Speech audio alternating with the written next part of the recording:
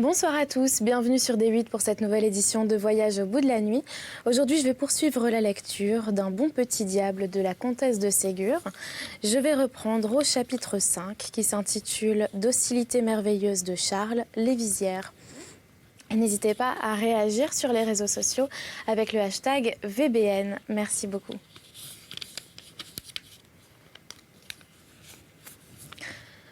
Charles, très content de son nouveau projet, sortit sans que sa cousine osât le rappeler en présence du juge. Il descendit à la cuisine. Fit part à Betty de ce qu'avait dit le juge de paix et de l'idée que lui-même avait conçue. « Non, Charlot, pas encore, attendons. Puisque les visières te garantiront les coups de ta cousine, tu ne pourras pas prouver que tu en portes les marques. Ils enverront un médecin pour t'examiner. Et ce médecin ne trouvera rien. Tu passeras pour un menteur et ce sera encore elle qui triomphera. Attendons, je trouverai bien quelque chose pour te garantir quand les visières seront usées. » Charles comprit la justesse du raisonnement de Betty. Mais il renonça, pas pour cela à la douce espérance de mettre sa cousine en colère sans en souffrir lui-même. Seulement, pensa-t-il, j'attendrai à demain, quand ma culotte sera doublée. Il alla, suivant son habitude, chez Juliette, qui l'accueillit comme toujours avec un doux et aimable sourire. « Eh bien, Charles, quelle nouvelle apportes-tu ?»« De très bonnes. À peine rentrée, ma cousine m'a battue avec une telle fureur que j'en suis tout meurtri et que Betty m'a mis un cataplasme de chandelle. »« C'est cela que tu appelles de bonnes nouvelles ? Pauvre Charles, tu as donc résisté avec insolence. Tu lui as dit des injures ? » ?»« Je n'ai rien dit. Je n'ai pas bougé. Je l'ai laissé faire, elle m'a donné 2 coups de baguette. Et voyant que je ne résistais pas, puisque je te l'avais promis, elle m'a battue comme une enragée qu'elle est. »« Mon pauvre Charles, mais c'est affreux. Je suis désolée, tu as été en colère contre moi et mon conseil. Contre toi, jamais. Je savais que c'était pour mon bien que tu m'avais fait promettre ça. Mais contre elle, j'étais d'une colère. D'une colère, dans ma chambre, je me suis roulée, j'ai sangloté, crié. Et puis, j'ai été mieux. Je me suis senti content de t'avoir obéi. Bon, Charles, comme tu serais bon si tu voulais. Ça viendra, ça viendra. Donne-moi le temps. Il faut que tu me permettes de corriger ma cousine. Comment la corrigeras-tu ? Cela me semble impossible. Non, laisse-moi faire. Tu verras. Que veux-tu faire, Charles ? Quelque sottise, bien sûr. Du tout, tu verras, je te dis, tu verras. Charles ne voulut pas expliquer à Juliette quels seraient les moyens de correction qu'il emploierait. Il lui promit seulement de continuer à être docile et poli. Il fallut que Juliette se contentât de cette promesse. Charles resta encore quelques instants. Il sortit au moment où Marianne, sœur de Juliette, rentrait de son travail. Marianne avait 25 ans. Elle remplaçait, près de sa sœur aveugle, les parents qu'elles avaient perdus. Leur mère était morte depuis 5 ans dans la maison qu'elles habitaient. Leur fortune eût été plus que suffisante pour faire mener aux 2 sœurs une existence agréable, mais leurs parents avaient laissé des dettes. Il fallait des années de travail et de privation pour les acquitter sans rien vendre de leur propriété. Juliette n'avait que 10 ans à l'époque de la mort de leur mère. Marianne prit la courageuse résolution de gagner par son travail sa vie et celle de sa sœur aveugle, jusqu'au jour où toutes leurs dettes seraient payées. Elle travaillait soit en journée, soit à la maison. Juliette, tout aveugle qu'elle était, contribuait un peu au bien-être de son petit ménage. Elle tricotait vite et bien, et ne manquait pas de commandes. Chacun voulait avoir soit un jupon, soit une camisole, soit un châle ou des bas tricotés par la jeune aveugle. Tout le monde l'aimait dans ce petit bourg catholique. Sa bonté, sa douceur, sa résignation, son humeur toujours égale et par-dessus tout sa grande piété lui donnaient une heureuse influence, non seulement sur les enfants, mais encore sur les parents. Madame Macmiche était la seule qui n'eût pas subi cette influence. Elle ne voyait presque jamais Juliette et n'y venait que pour lui dire des choses insolentes ou tout au moins désagréables.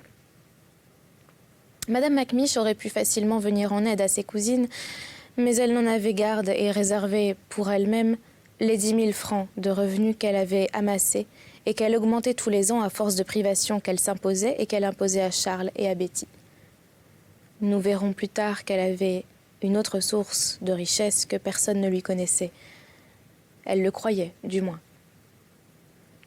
Il y avait 3 ans qu'elle avait Charles à sa charge. Betty était dans la maison depuis quelque temps.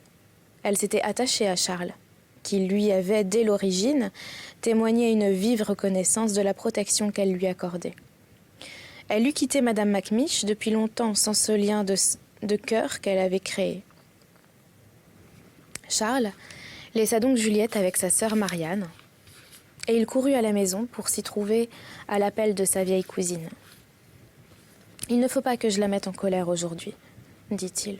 « Demain, à la bonne heure. » Charles rentra à temps, écrivit pour Madame Macmish des lettres qu'elle trouva mal écrites, pas lisibles. « Voulez-vous que je les recopie, ma cousine ? » ?»« Non, je ne veux pas. » »« Pour gâcher du papier ? » ?»« Pour recommencer à écrire aussi mal et aussi salement, toujours prêt à faire des dépenses inutiles. Il semblerait que monsieur ait des rentes. Tu oublies donc que je te nourris par charité, que tu serais un mendiant des rues sans moi. Et au lieu de reconnaître mes bienfaits pour une grande économie, tu pousses à la dépense. Tu manges comme un loup, tu bois comme un puits, tu déchires tes habits. En un mot, tu es le fléau de ma maison. Charles bouillait. Il avait sur la langue des paroles poliment insolentes, doucement contrariantes. Enfin, de quoi la mettre en rage. « Oh, si j'avais mes visières !» se disait-il. Mais comme il ne les avait pas encore, il avala son humiliation et sa colère, ne répondit pas et ne bougea pas. Madame Macmish recommença à s'étonner de la douceur de Charles. « Je verrai bien ce que cela veut dire, » se dit-elle. « Si ce n'est pas une préparation à quelque scélératesse, il a un air que je n'aime pas. Quelque chose comme de la rage contenue. Par exemple, si cela dure, c'est autre chose, mais de qui ça vient-il ? Serait-ce Juliette ? Cette petite sainte nitouche se donne le genre de prêcher, de donner des avis. Je n'aime pas cette petite. Elle m'impatiente avec sa figure éternellement calme, douce, souriante. Elle veut nous faire croire qu'elle est heureuse, quoique aveugle, qu'elle ne désire rien, qu'elle n'a besoin de rien. Je la crois sans peine. On fait tout pour elle. On la sert comme une princesse paresseuse, sotte.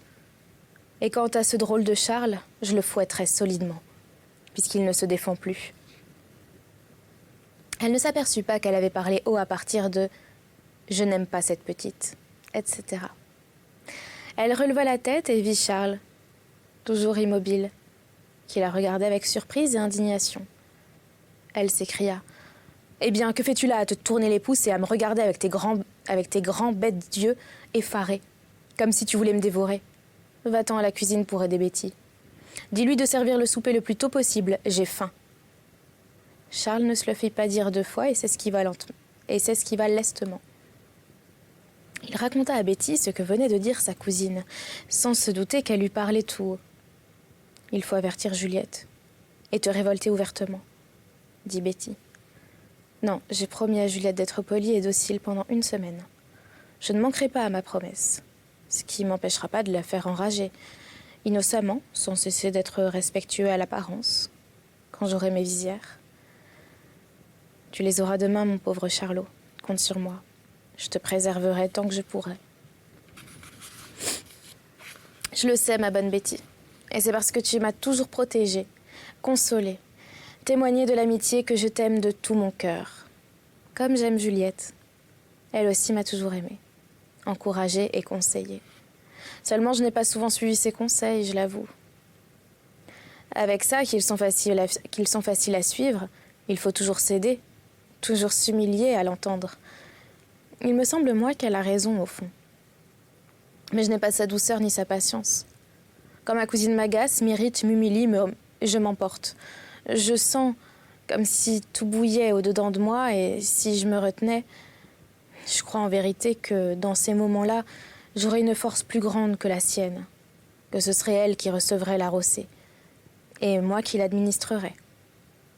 Mais il faut dire à Juliette que ce que sa cousine pense d'elle, À quoi bon? Ce que j'ai entendu ferait de la peine à la pauvre Juliette et ne servirait à rien. Elle sait que ma cousine ne l'aime pas. Ça suffit. Le souper ne tarda pas à être servi tout en causant.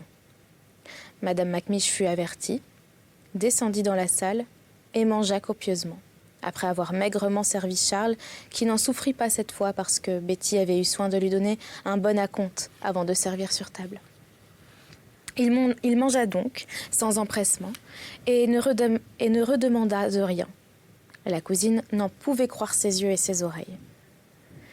Charles, modeste et paisible, sobre et satisfait, était pour Madame Macmiche un Charles nouveau, un Charles métamorphosé, un Charles commode. Après son souper, Madame Macmiche, fatiguée de sa journée accidentée, donna congé à Charles, disant qu'elle allait se coucher. Charles, qui, lui aussi, avait soutenu plus d'une lutte, qui avait souffert dans son cœur et dans son corps, ne fut pas fâché de regagner sa couchette misérable, composée d'une paillasse, d'un vieux drap en loques, d'une vieille couverture de laine râpée et d'un oreiller en paille. Mais quel est le lit assez mauvais pour avoir la faculté d'empêcher le sommeil, à l'âge heureux qu'avait Charles. À peine couché, la tête sur la paille, il s'endormit du sommeil, non du juste, car il était loin de mériter cette qualification, mais de l'enfance ou de la première jeunesse. Chapitre 6. Audace de Charles, précieuse découverte. Le lendemain, jour désiré et attendu par Charles, ce lendemain qui devait lui apporter la satisfaction d'une demi-vengeance, ce lendemain qui devait être suivi d'autres lendemains non moins pénibles, arriva enfin. Et Charles revêtit avec bonheur la culotte doublée, cuirassée par Betty. C'était bien. Un coup de massue eût été amorti par ce reste providentiel des casquettes du cousin Macmiche. Mort victime de la contrainte perpétuelle que lui imposait l'humeur belliqueuse de sa moitié. Une maladie de foie s'était déclarée. Il y succomba après quelques semaines de rude souffrance. Charles entra rayonnant à la cuisine, où l'attendait son déjeuner, au moment où la cousine entrait par la porte opposée pour faire son inspection matinale. Charles salua poliment, prit sa tasse de lait et plongea la main dans le sucrier. La cousine se jeta dessus. Pourquoi du sucre? Qu'est-ce que c'est que cette nouvelle invention? Vous devriez vous trouver heureux d'avoir du lait au lieu du pain sec. Ma cousine, je serais bien plus heureux d'y ajouter le morceau de sucre que je tiens dans la main. Dans la main. Lâchez-le, monsieur. Lâchez vite. Charles lâcha, mais dans sa tasse. Voleur, brigand, s'écria la cousine. Vous mériteriez que je busse votre lait. Comment donc? Mais j'en serais enchantée, ma cousine. Voilà ma tasse. Charles la présenta à sa cousine stupéfaite. La surprise lui ôta sa présence d'esprit accoutumée. Elle prit machinalement la tasse et se mit à boire à petites gorgées, en se tournant vers Betty. Charles, sans perdre de temps, saisit la tasse de café au lait qui chauffait tout doucement devant le feu pour sa cousine, mangea le pain mollet qui trempait dedans, se dépêcha d'avaler le café et finissait sa dernière gorgée, quand sa cousine, un peu honteuse, se retourna. « Tu mangeras donc du pain sec pour déjeuner ?»« Non, ma cousine. J'ai très bien déjeuné. C'est fini. » Déjeuner. Quand donc? Avec quoi? À l'instant, ma cousine, pendant que vous buviez mon lait, je prenais votre café au lait avec le petit pain qui mijotait devant le feu. Mon café? Mon pain mollet, misérable, rends-les-moi tout de suite. Je suis bien fâchée, ma cousine, c'est impossible. Mais je ne pouvais pas deviner que vous les demanderiez. Je croyais que vous preniez mon déjeuner pour me laisser le vôtre. Vous êtes certainement trop bonne pour manger les 2 déjeuners et me laisser l'estomac vide. Voleur. Gourmand, tu vas me le payer. La cousine saisit Charles par le bras, l'entraîna près du bûcher, prit une baguette, jeta Charles par terre comme la veille et se mit à le battre sans qu'il fît un mouvement pour se défendre. De même que la veille, elle ne s'arrêta que lorsque son rhumatisme à l'épaule commença à se faire sentir. Charles se releva d'un air riant. Les visières l'avaient parfaitement préservé. Il n'avait rien senti. Il crut pouvoir s'en aller, mais non. Sans avoir lancé une phrase vengeresse, « Je vais aller me faire panser chez monsieur le juge de paix, ma cousine. » Imbécile. Je te défends d'y aller. Pardon, ma cousine, monsieur le juge me l'a recommandé. Et vous savez qu'il faut se soumettre à l'autorité. Il m'a recommandé de venir me faire panser chez lui à la première occasion. Serpent. Vipère, je te défends d'y aller. Charles ne répondit pas et sortit, laissant sa cousine stupéfaite de tant d'audace. « C'est qu'il ira ?» s'écria-t-elle au bout de quelques instants après être rentrée dans sa chambre. « Il est assez méchant pour le faire. Quelle malédiction que ce garçon. Quel serpent j'ai réchauffé dans mon sein. Coquin, bandit, assassin. Et tout juste, je l'ai battu tant que j'ai eu deux bras. Il doit en avoir de rudes marques. Avec ça qu'hier je ne l'avais déjà pas aménagé et qu'il doit en rester quelque chose. Mon Dieu, monsieur le juge, que va-t-il dire ? Lui qui n'était déjà pas trop content hier, il m'a dit des choses que je n'attendais pas de lui, que je ne lui pardonnerai jamais. Et comment a-t-il su que ce petit gredin de Charles avait de l'argent placé chez moi par son père ? J'ai bien juré, mes grands dieux, que c'était une invention infernale, une atroce calomnie, mais il n'avait pas trop l'air de me croire. Pourvu qu'il n'aille pas lui en parler. De vrai, il me coûte bien 100 à 120 francs par an. Mais je profite du reste. C'est une compensation des ennuis que me donne ce garçon que je déteste.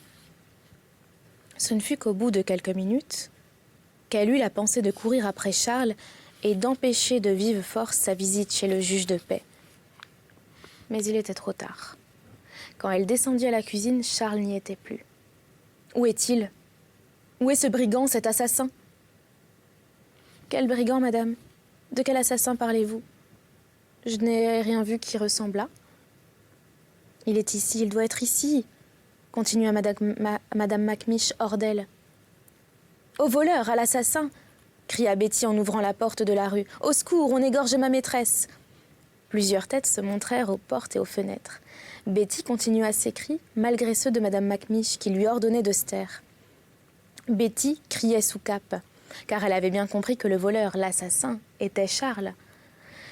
Quelques voisins arrivèrent, mais au lieu de voleurs et d'assassins, ils trouvèrent Betty, aux prises, avec madame Macmish, qui l'agonisait de sottises et qui cherchait de temps en temps à donner une tape ou un coup de griffe que Betty esquivait lestement. Les voisins riaient et grommelaient tout à la fois pour avoir été dérangés sans nécessité. « Ah ça, avez-vous bientôt fini, madame Macmish ?» dit le boucher qui prenait parti pour Betty. « Voilà, c'est crié, on n'entend pas autre chose chez vous, c'est fatigant, parole d'honneur. Mes veaux ne beuglent pas si fort quand ils s'y mettent. Faudra-t-il qu'on aille encore chercher monsieur le juge de paix ?» Betty cacha sa figure dans son tablier pour rire à son aise. Madame Macmish lança un regard furieux au boucher et se retira sans ajouter une parole. Dans les circonstances difficiles où elle se trouvait, la menace de faire intervenir le juge de paix coupa court à sa colère et la laissa assez inquiète de ce qui allait arriver, de la visite de Charles au juge. Pendant qu'elle attendait, qu'elle avait peur, qu'elle tressaillait au moindre bruit, Charles avait couru chez Juliette à laquelle il fit, comme la veille, le récit de ce qui était arrivé. « Eh bien, Juliette, que me conseilles-tu à présent ? Faut-il toujours que je me laisse battre par cette femme sans cœur, qui n'est désarmée ni par ma patience, ni par ma docilité, ni par mon courage à supporter sans me plaindre les coups dont elle m'accable ? Non, Charles, non, c'est trop. Réellement, c'est trop. Tu dois éviter ces corrections injustes et cruelles. Mais, à moins de la battre, du moins de lui résister par la violence, comment puis-je me défendre ? Elle n'a pas de cœur, rien ne la touche, et je ne consentirai jamais à la prier, la supplier, la flatter. Non, ce serait une bassesse. Jamais je ne ferai rien de pareil. Voyons, Charles, ne te monte pas comme si je te poussais à faire une platitude. Je ne te conseillerais rien de mauvais, je l'espère. Mais je ne peux pas t'encourager à la frapper, comme tu dis. Tâche de trouver des moyens innocents, dans le genre des visières. Tu as de l'invention, et Betty t'aidera. De quoi est-il question ? Demanda Marianne qui entrait. Par quel hasard es-tu ici dès le matin, Charles ? Charles mit Marianne au courant des événements. « Ce qui me désole, ajouta-t-il, c'est de lui devoir le pain que je mange, l'habit que je porte, le grabat sur lequel je dors. Tu ne lui dois rien du tout. C'est elle qui te doit. J'ai presque la certitude que ton père avait placé chez elle 50 000 francs qui lui restaient et qui sont à toi depuis la mort de ton père. » Charles bondit de dessus sa chaise. 50 000 francs. J'ai 50 000 francs. Mais non, ce n'est pas possible. Elle me dit toujours que je suis un mendiant. Parce qu'elle te vole ta fortune. Mais sois tranquille, il faudra bien qu'elle te la rende un jour. Je ne l'ai découvert que depuis peu et j'en ai parlé au juge de paix, et le priant d'avoir l'œil sur ma cousine par rapport à toi. Ensuite, mon cousin, ton père, m'en a dit quelque chose plus d'une fois pendant sa dernière maladie, mais vaguement parce que ta cousine Macmiche était toujours là. Enfin, j'ai trouvé ces jours-ci, en fouillant dans un vieux portefeuille de ton père, qui me l'avait donné quand il était déjà bien mal, et que j'avais gardé en souvenir de lui sans penser qu'il pût rien contenir d'important, j'ai trouvé le reçu de 50 000 francs. Ce reçu est écrit de la main de ta cousine, et je le conserve soigneusement. Oh, Marianne, donne-le-moi vite, que j'aille demander mon argent à ma cousine. Non, je ne te le donnerai pas, parce qu'elle te l'arracherait des mains et le mettrait en pièces, et tu n'aurais plus de preuves. Et puis parce que tu es trop jeune pour avoir ta fortune. Il faut que tu attendes jusqu'à 18 ans, et ce sera monsieur le juge de paix qui te le fera rendre. Et puis qu'as-tu besoin d'argent à présent? Qu'en ferais-tu? Dit Juliette. Ce que j'en ferai, je paierai de suite tout ce que vous devez, pour que vous puissiez vivre sans privation et que tu ne sois pas toujours seule comme tu l'es depuis 3 ans, pauvre Juliette. Mon bon Charles, je te remercie de ta bonne volonté pour nous, mais je ne suis pas malheureuse. Je ne m'ennuie pas. Tu viens souvent me voir, nous causons, nous rions ensemble, et puis je tricote et suis contente de gagner quelque argent pour notre ménage. Et quand je suis fatiguée de tricoter, je pense, je réfléchis. À quoi penses-tu? Je pense au bon Dieu qui m'a fait la grâce de devenir aveugle. La grâce? Tu appelles grâce ce malheur qui fait trembler le plus courageux? Oui, Charles, une grâce. Si j'y voyais, je serais peut-être étourdie, légère, coquette. On dit que je suis jolie, j'en aurais de la vanité. Je voudrais me faire voir, me faire admirer, et le travail m'ennuierait. Je n'obéirais pas à Marianne comme je le fais, je ne t'aimerais pas comme je t'aime, je n'aurais pas la consolation de penser à l'avenir que me prépare le bon Dieu après ma mort et que chaque heure de la journée peut me faire gagner en supportant avec douceur et patience les privations imposées aux pauvres aveugles. Tu vois bien que tu as des privations. Certainement. De grandes et de continuelles, mais je les aime, parce qu'elles me profitent près du bon Dieu. Ainsi, je voudrais bien voir ma chère Marianne, qui fait tant pour moi. Je voudrais bien te voir, toi, mon bon Charles, qui me témoigne tant de confiance et d'amitié. J'ai perdu la vue si jeune, que j'ai un bien vague souvenir d'elle, de toi, de tout ce que voient les yeux, mais j'attends, je me résigne. Oh, Juliette, Juliette, s'écria Charles en sanglotant et en se jetant à son cou. Oh, Juliette, si je pouvais te rendre la vue. Pauvre, pauvre Juliette. Juliette essuya une larme qui laissait échapper ses yeux privés de lumière. Et entendant les sanglots de sa sœur se joindre à ceux de Charles, elle l'appela. « Marianne, ma sœur, ne pleure pas. Tu me rends la vie si douce, si bonne, si tu savais combien je suis plus heureuse que si je voyais. » Marianne s'approcha de Juliette, qu'elle serra contre son cœur. « Juliette, je t'aime, je ne puis faire grand-chose pour toi, mais ce que je fais, c'est avec bonheur, avec amour, comme je le ferais pour ma fille. Pour mon enfant, tu es tout pour moi en ce monde. Tout. Jamais je ne te quitterai. Je prie Dieu qu'il me permette de te survivre pour que j'adoucisse les misères de ta vie jusqu'à ton dernier soupir. » Charles ne disait plus rien. Il pleurait tout bas et il réfléchissait.